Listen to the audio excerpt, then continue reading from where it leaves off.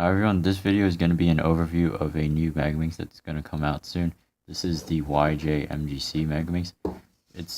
I'm not sure if it's probably not going to be a replacement to like the Galaxies and the Pearls, but this is supposed to be a budget Megaminx which is also magnetic. I'm not entirely sure if those two can really coexist at a price lower than $29.95, but I'll just have to wait and see what YJ comes out with.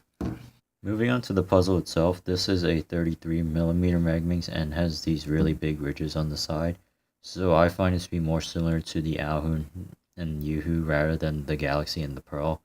This current version is a lot smoother than the Alhoon I got at the beginning of the year, but I'm not sure, but part of that might be because, might be due to the fact that, I think Speedcube Shop set this up before sending it to me.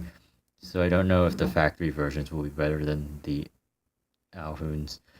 Nonetheless, since this one's magnetic, as I mentioned previously, it'll probably be a pretty clear upgrade from the Alhoon, and if it's at a reasonable price, will probably be a must-buy for the current Alhoon mains. I'm not sure if this puzzle is going to come in black and white plastic, because Cameron only sent me the stickerless one, but since most people use stickerless Megaminxes nowadays, I just wanted to mention that I think the shades on this Megaminx aren't too great. In particular, this green on S2L is pretty close, well, in my opinion, to this yellow, and on the other three main brands, Moyu, Shengshao, and X-Man, this is a bit darker while this yellow stays the same, so it gets some good contrast there.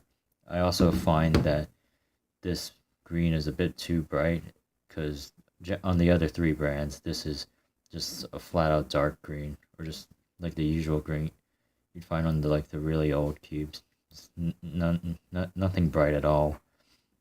I know it's a bit of a nitpicky issue, but I think it's something to bring up since the other three brands out there, again, Moyu, X-Man, Shengshao, all use the darker version of this and the darker version of this.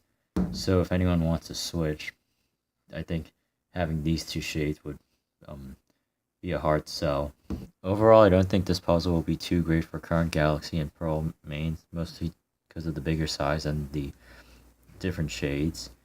I still think it's going to be a pretty good upgrade to current Alhoon users, and as long as they're willing to switch to a stickerless puzzle rather than a stickered one. I don't really remember if the Alhoon has a stickerless version, but the one I ordered was white.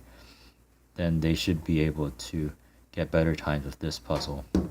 I don't want to make this video too long, and I think I have a few extra things to say about this current prototype. So in the description I'll just put some extra notes about changes that could be made to this puzzle. But for YJ, I think the main thing to focus on is price. Currently, the X-Men Galaxy V2 is $29.95 and is a great puzzle. And I'm not too sure how low the price can go for a budget magnetic Megaminx without drastically reducing the quality of the puzzle. I'll make future updates on the progress of this puzzle if I can get some more prototypes later on from Cameron. But for now, thanks for watching.